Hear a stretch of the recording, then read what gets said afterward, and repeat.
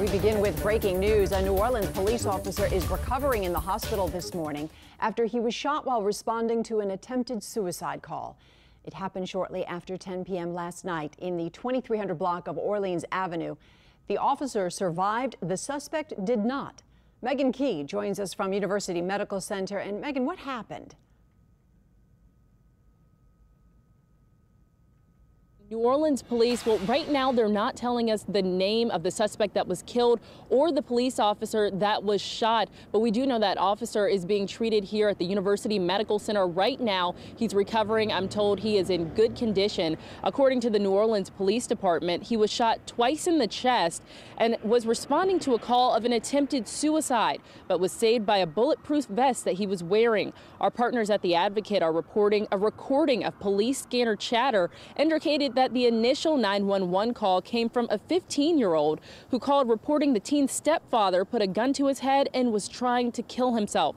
According to the NOPD, once officers got to the scene, they were met with gunshots. One officer was hit and 4 police officers returned shots, hitting the suspect, which ultimately killed him. According to the NOPD, the officer hit suffered bruising and bled a bit, but is in good condition as of now. New Orleans police and the mayor held a press conference shortly after the incident, and there's currently an ongoing investigation looking into what happened.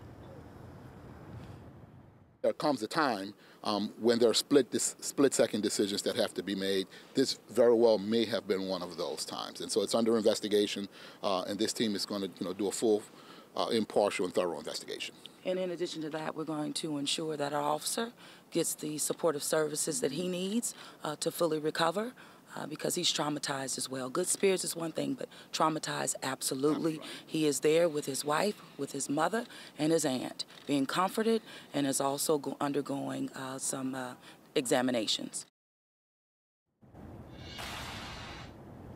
Well, the NOPD tell us that they believe that the body cameras did pick up video of the incident as it happened, and they do plan on releasing some of that video at a later time, but they have not told us when that will be. Reporting live outside the UMC, Megan Key, Eyewitness News. I hate to hear about any loss of life, but good to know that that officer is going to be okay. Thank you, Megan.